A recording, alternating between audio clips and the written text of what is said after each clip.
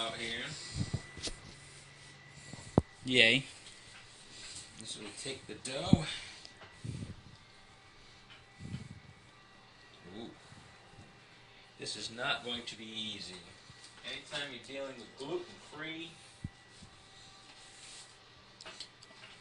Didn't you used to put that powder down on it when you used to make it? Yeah, that's gonna. This flour. Yeah, well, you know the you know what I meant. Oh. So this is. Don't you also use a roller for this? Yep. Alright, just to tell you guys, this is the return of Cooking with the Blader of Summer, the most successful series we ever had on this channel. No, it actually wasn't. It was pretty unsuccessful. You don't see that on regular cooking shows. Oh, this is not working either. Oh. How are you gonna make it? I'll have to work on it. Oh, this isn't working either. Right, as you've seen on this for about a year of having this, we did this our 9th video. And in almost every single one we've mentioned gluten-free. Which we have a lot of gluten-free things. Right? Yeah.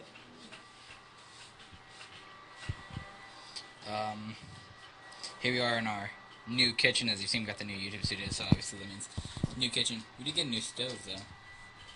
That's the more advanced ones from what we had before. We also don't have so much room, but you do remember this. Oh, what? No. Don't do that.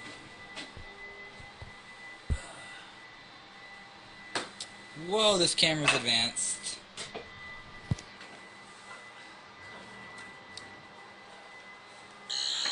What are you looking for? Let me see. Do you need flour? Let me see. Ah, got it. Hold on. Problem solved. What does it say to do? Wax paper. That's the dough right in there. He cut it in half to use half of it.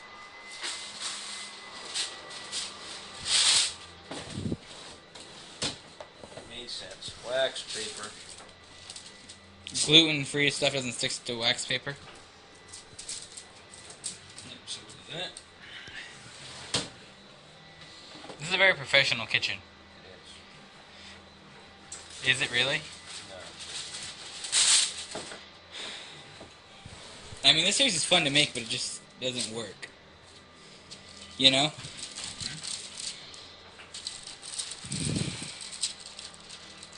It's fun where I can make a video, but I don't have to be the main one. You know, it's like the star of the video type thing. Or you get to be part of it, but I think overall our most successful series has been Auto Challenge, a genius idea that I came up with this summer. So definitely we'll be back for another season once this season's over.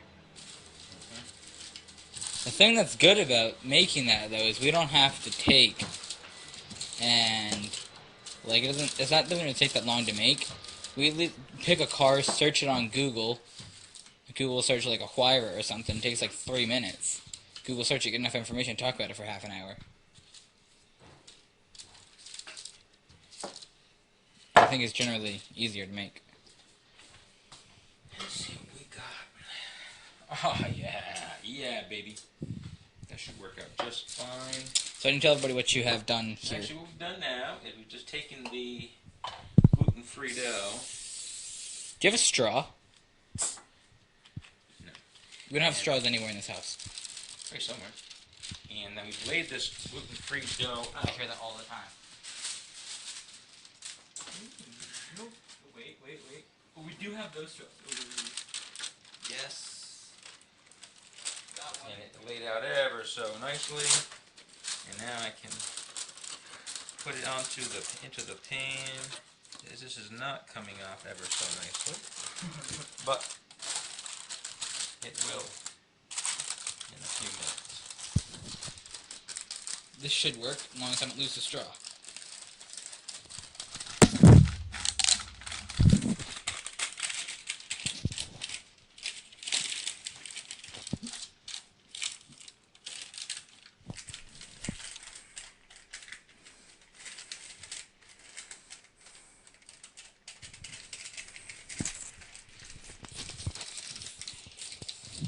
Oh, what happened here?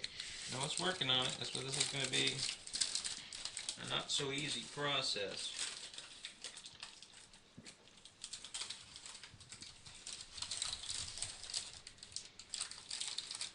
But it's coming. It's coming. It's happening.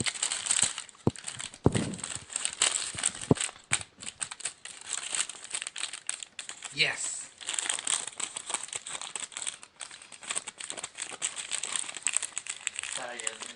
That's why when you go in and you see at some of these places how any of these gluten-free things cost so much money. It's because they don't want it to look like that. The process is very, very difficult. Well, no, not that it doesn't want to look like this. It's just the process has been perfected. These are the people who've done this a lot. You've done it a lot, haven't you? No, this is the first time I've ever rolled out a gluten-free pie crust. And that's what our ceiling looks like. For anybody wondering. I don't know if you guys are like ceiling professionals or something. Yeah, for ceiling pros is probably Oh, cool. That's what our floor looks like, if you were wondering also. For flooring professionals. I just need to grab this, the final... No, we have one more can of this soda left from before one. That's what it looks like. The thing's preheated to 350 degrees. Aren't a lot of things pre-cooked at 350 degrees? pretty much 350 is the basic baking temperature. You find that most wheat products and things cook well at that. You know that people don't need to buy that Windows phone with the fancy little camera? This has an amazing camera on it too. Just buy an HTC. So instead of buying a Windows phone, which is terrible with everything else, buy a phone that doesn't turn on 50% of the time instead.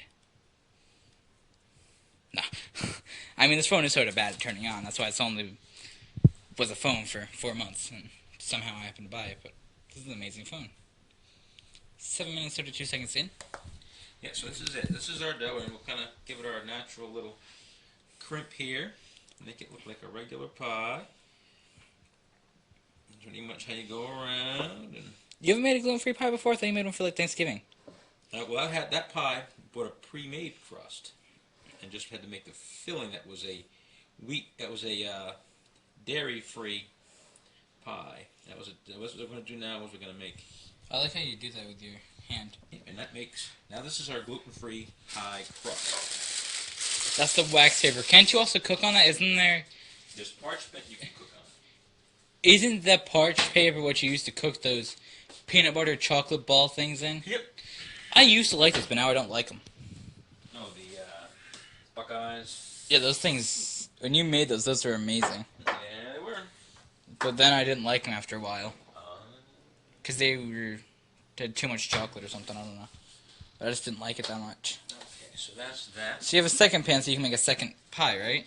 Right, it's got to go in here. And this one here, I'm going to cheat. And there is Pillsbury. Makes these wonderful little pie crusts. Is that gluten-free one? This is not.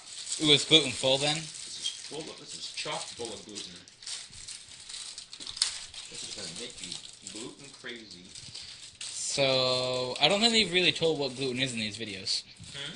I don't think you've really told what the gluten is in these videos. Well, anybody who's not familiar... Because we've used these terms in almost every video. Gluten-free, gluten-free. Well, pretty much those who haven't had experience with gluten is the protein that's in wheat flour.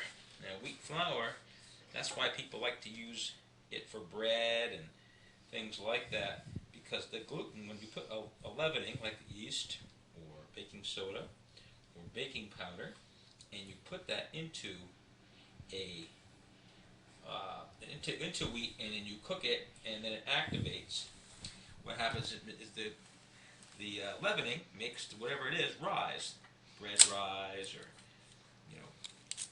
donuts or whatever you're gonna have that has the gluten, has the wheat flour in it, and you want it to rise. The leavening will make it rise. Now what happens is the gluten makes it stretchy. so it'll rise and stay Oh, together. like that? How it's all you're stretching it out?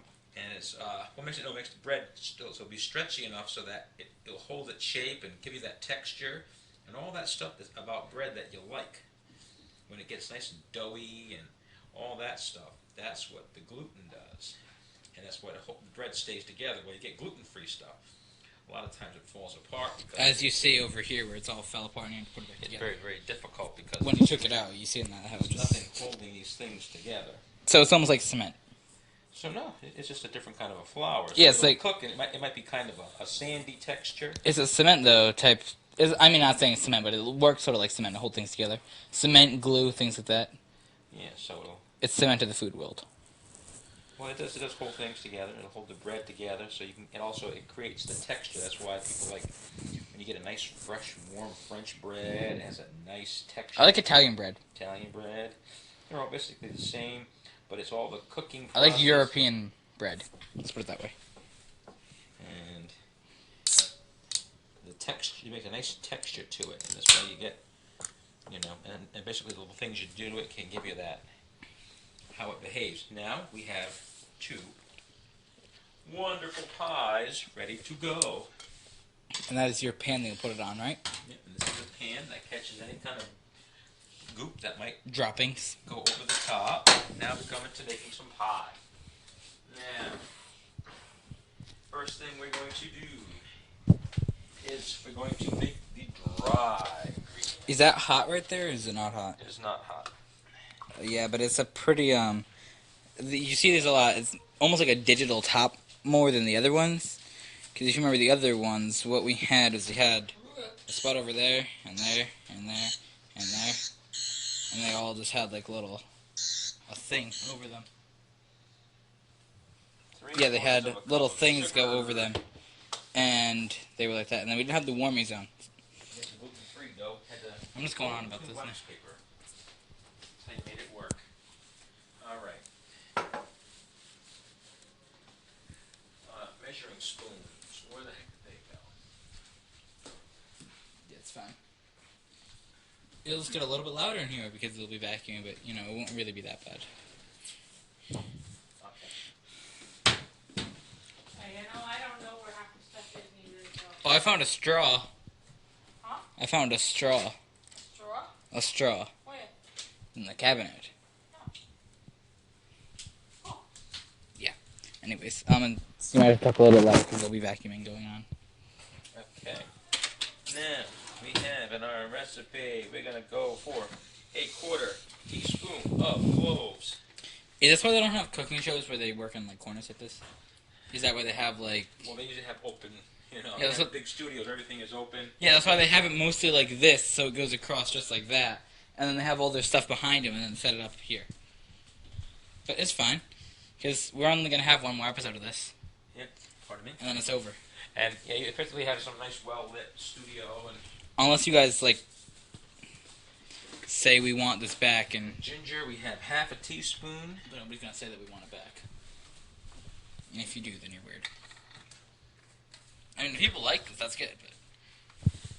Considering you got 24 views over 8 videos. 1/2 teaspoon of ginger. And we're going to have a teaspoon of cinnamon. Cool. Okay, and that takes care of our spices that go into our pumpkin pie. And we'll get our little mixer here, and we will take and Mix things. have things. The thing that makes the difference between a good pie, or actually anything good with baked goods, is that you really get your ingredients mixed up well. Oh. Make sure everything, like this has got the ginger starting to powder, clumps up a little bit, but you kind of break it up so that so you don't get little pockets of it. And see, all our spices are nice and evenly mixed with our sugar. Now, the recipe is going to call for some eggs. Okay? Pardon me. Got the cameraman in the way. Then we got Chef in the way. Okay. Now, the good thing to do about breaking eggs is to smash them. Do it into a nice bowl. I think what somebody should have gave somebody for a Christmas present is just throw an egg in somebody's face.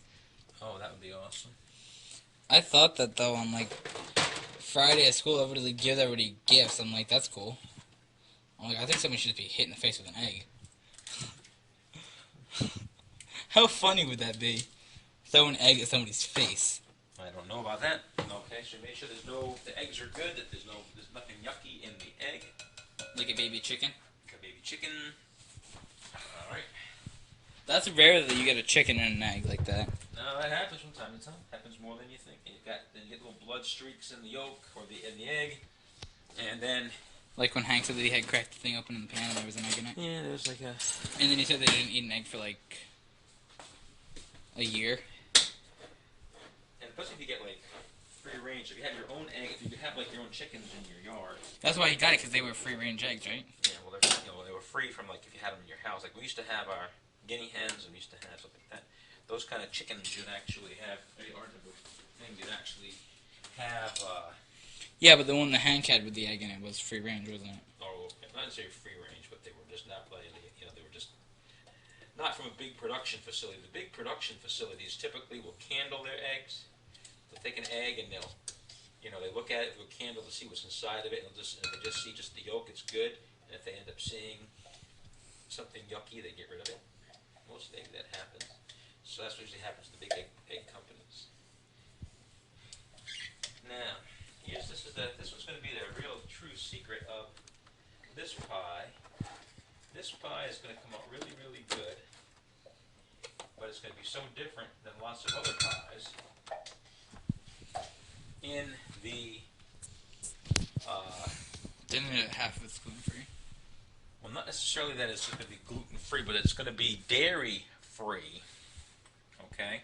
It's going to be dairy-free, which makes it totally different. Okay, but you're going to have for those who have allergies and things like that, you want to do something that's going to be, this is, the pie is going to be gluten-free and dairy-free. You use, instead of milk, or instead of using evaporated milk, you can use coffee-rich. Coffee-rich. What are you making these for? For Christmas. But it's Sunday, and Christmas is a Wednesday. Well, this will give them a chance. To get eaten by me? No, let's get a chance that they can be cooked and cooled. Okay, this is going to make 12 ounces, so that's going to be a cup and a half. What if somebody does eat one before it's ready? Then I'll be mad. If I eat one before it's ready, then we can make another video of it. No, if you eat one, then that will be your Christmas present. Yay! No. You'll get nothing else. Just what I wanted. Except a kick in the teeth. Okay, but so now we get our mixer. You should give me a camera for Christmas. We've got you cameras, we've got you all kinds of stuff. For Christmas in the past. What happened to your camera that we got you? What camera? Your video camera. Oh, that one? From like Kohl's? That thing was terrible. That was the worst camera I ever had. Well, thanks. No, I'm not saying that it was like a bad gift. I was saying that it like was bad, didn't work well. Everything was blurry that it made. I'm not saying it was a bad gift. I'm just saying it was the worst camera that I owned.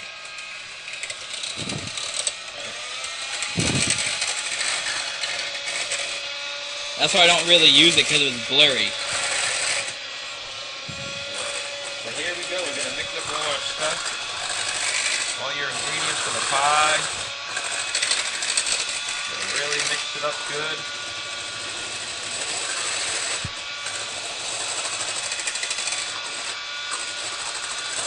You don't have to add anything to it after this, do you? Nope. This is the pie. This is ready to go. Just put that in the glass bowl. We can make sure we get all this stuff off the bottom really good. That's the important part. You don't want anything left. You want to make sure that the sugar is evenly mixed, the pumpkin is evenly mixed, the milk is evenly mixed, your spices are evenly mixed, so every bite will be the same. And put all the ingredients that you put in it.